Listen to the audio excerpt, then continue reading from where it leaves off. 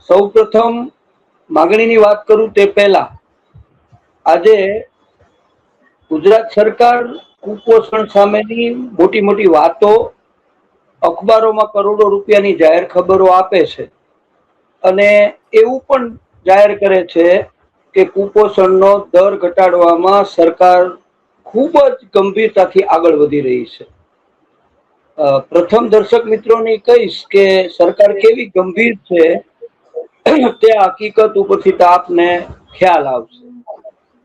વર્કરો જયારે કોઈ માગણી માટે નીકળે ત્યારે બાળકોની ચિંતા થાય છે, બાળકોની ચિંતા થાય છે તેવો પ્રચાર કરવામાં આવે છે।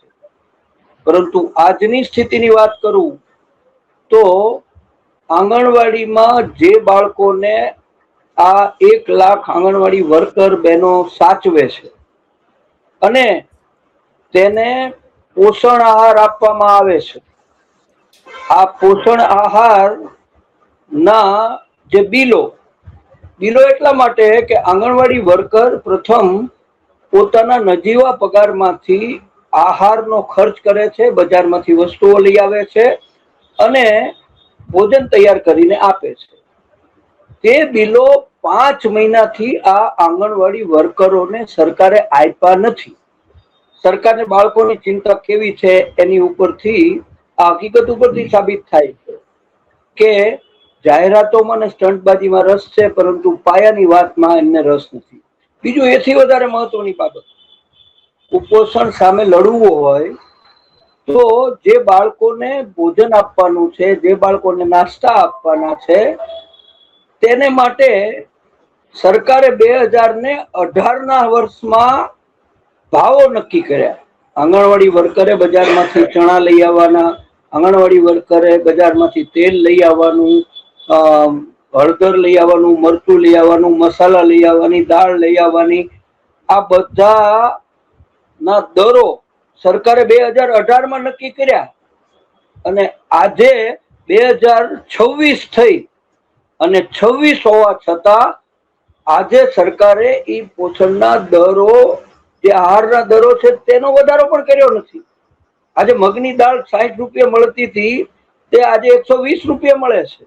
ચણાની દાળ જે 40 રૂપિયા મળતી હતી તે 60-70 રૂપિયા મળે છે અને તમામ વસ્તુઓના ભાવો મરચું, હળદર સહિતના તે વધી ગયા છે, પરંતુ સરકારને બાળકોની ચિંતા નથી અને ફરજિયાત આંગણવાડી બહેનોને કહેવામાં આવે છે કે તમે નાસ્તો આપો, જમણવાર આપો અને પાછા રોજે રોજ ઇન્સ્પેક્શન કરીને આંગણવાડી બહેનોને દબાવવામાં આવે છે।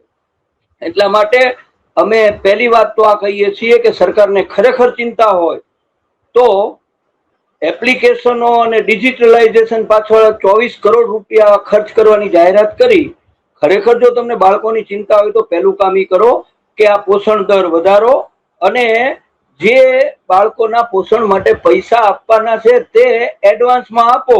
આંગણવાડી વર્કરને તમે ફરજ પાડો છો કે તારા પગારમાંથી તું આ ખર્ચ કર, તો સૌથી પહેલી વાત તો હું દર્શક મિત્રો સમક્ષ અને આપની મારફત એ રજૂ કરવામાં આવું છું કે બાળકોની ચિંતા સરકારે હવે કરવી પડશે। તે ન કરે તો સીધી અસર એની કુપોષણ ઉપર થાય છે। માગણી બહુ સીધી સાદી માગણી છે। 2018 થી આંગણવાડી વર્કરો અને હેલ્પરોનો કેન્દ્ર સરકારે પગાર આપ્યો નથી। આ પ્રોજેક્ટ કેન્દ્ર સરકારનો છે અને રાજ્ય સરકારનો પણ છે, સંયુક્ત રીતે આ પ્રોજેક્ટ ચાલે છે। 2018 થી કોઈ પણ પ્રકારનો પગાર વધારો સરકારે આપ્યો નથી।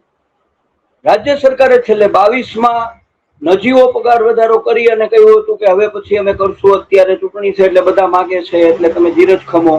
પરંતુ આજે બજારમાં મોંઘવારી વધી છે, આખી દેશની જનતા આ મોંઘવારીથી પીડાય છે અને આ જ બહેનો કે જે મુશ્કેલી વાળી બહેનો છે, ઓબીસી માંથી આવતી બહેનો છે, દલિત માંથી આવતી બહેનો છે, વિધવા બહેનો છે, જે આ પાયાનું કામ કરે છે, તેને અમે તો એટલું જ માંગીએ છીએ કે સન્માનભેર વેતન આપો। કમસે કમ આ બહેન યોગ્ય રીતે કામ કરી શકે અને પોતાના કુટુંબનું જીવન નિર્વાહ નિભાવી શકે એટલું વેતન આપો। આ તદ્દન ન્યાયી વાત કોર્ટ સુધી પણ ગઈ। હાઈકોર્ટે પણ એમ તો ઓર્ડર કર્યો, 2 જજોએ ભેગા થઈને ઓર્ડર કર્યો કે આ બહેનોને 10,000 રૂપિયા વર્કરને અને માત્ર 5,500 રૂપિયા હેલ્પરને આપે છે, તે કોઈ પણ રીતે વ્યાજબી નથી.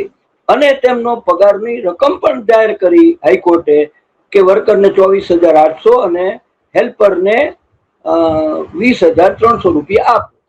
હાઈકોર્ટે પણ આ વાતને કન્સિડર કરી, પરંતુ સરકારને કન્સિડર કરવામાં રસ નથી. આ ગરીબ બહેનોને પગાર વધારો આપવાની તૈયારી નથી, પૈસા ખર્ચ કરવાની તૈયારી નથી. સરકાર તાઇફામાં કરોડો રૂપિયા ખર્ચે છે, પરંતુ પાયાના કામ કરનારી આ બહેનોને આપવાની તૈયાર નથી. એટલે પોતાની બહાદુરી બતાવવા માટે હવે સરકાર સુપ્રીમ કોર્ટમાં ગઈ છે. અરે ભાઈ, બહાદુરી બતાવવાના સ્થળો ગુજરાતમાં જોતા હોય તો હું તમને ગણીને બતાવું કે અહીંયા બહાદુરી બતાવો, પરંતુ આ ગરીબ બહેનોને પગાર વધારાના મુદ્દા ઉપર કરોડ રૂપિયા ખર્ચીને સુપ્રીમ કોર્ટમાં ખર્ચાઓ કરવા છે, પરંતુ આંગણવાડી બહેનોને પગાર વધારો આપવો નથી. અમે તો એટલી જ માગણી કરતા આવ્યા છીએ છેલ્લા 1 વર્ષથી કે ભાઈ, આંગણવાડી વર્કરોના પ્રશ્નો તમે સાંભળીને તમને યોગ્ય લાગે તે રીતે ઉકેલ લાવો. પણ સરકાર તો એટલી અસંવેદનશીલ થઈ ગઈ છે, લાગણી વિહીન થઈ ગઈ છે કે એમને બેઠક યોજવાનો ટાઈમ પણ દિલીપભાઈ મળતો નથી.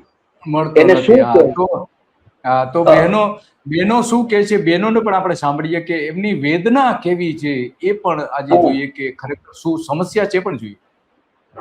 મોબાઈલની કામગીરી જે બહુ વધી રહી છે એ બંધ કરે, કારણ કે બહુ વધી પડતું થઈ ગયું છે.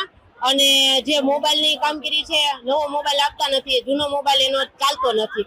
બીજું તો હાઈકોર્ટનો જે ચુકાદો છે 25,000 નો, એ હજી અમને પગાર મળ્યો નથી. 2018 થી જે કોઈ પણ વધારો કોઈ પણ અમને આવ્યો નથી, અને કામગીરી દિવસે ને દિવસે વધતી જાય છે. અમારી માંગણી એવી છે કે આ બધું બંધ કરો અને અમારો પગાર વધારો. 400 બહેનો અત્યારે અમે જોડાયેલા છીએ, અને અમારી માંગણી 3 દિવસની હડતાલ છે સજ્જડ આંગણવાડી બંધની. બધી જ રાજકોટ શું ઓલ ગુજરાતની આંગણવાડી બધી બંધ જ છે, અને અમારી માંગણી એ જ છે કે અમારો પગાર વધારો કરો. અત્યારે પગાર અમારો 10,000 જ છે, પગાર અમારો 25,000 ની માંગણી છે. હાઈકોર્ટ નો જે ચુકાદો છે એ અમને ચુકાદો મંજૂર છે, એ ચુકાદો અમને એ લોકો સ્વીકાર કરી લે અને પગાર વધારો અમારે આપી દે. ના, એમ તો કોઈ અટકાવતા નથી, પણ હવે ચુકાદો તો અરુણભાઈ, રાજકોટના બેન હતા કે જે સ્પષ્ટ કહી રહ્યા છે કે અમને 25,000 પગાર આપો. એટલે બહેનોની માગણી વાજબી છે. તમે 1,000 રૂપિયા પણ જો રોજનો પગાર ન આપતા હો તો એ ખરેખર બહુ ગંભીર બાબત છે. અને એના કારણે જ આપણે જોઈએ છે કે જે કુપોષણ છે ગુજરાતમાં, લગભગ 20%, ઓછામાં ઓછું 20% બાળકો કુપોષિત છે, એટલે કે ઓછા વજનવાળા છે. તો અરુણભાઈની વાત સાચી છે કે ગુજરાતનું ભાવિ ઘડનારા જે મહિલાઓ છે એને બાળકોને ખોરાક આપવા માટે પોતાના પગારમાંથી ખરીદી કરીને આપવું પડે છે. આવી તો સરકારની હાલત છે. તો આ અત્યંત ગંભીર બાબત છે.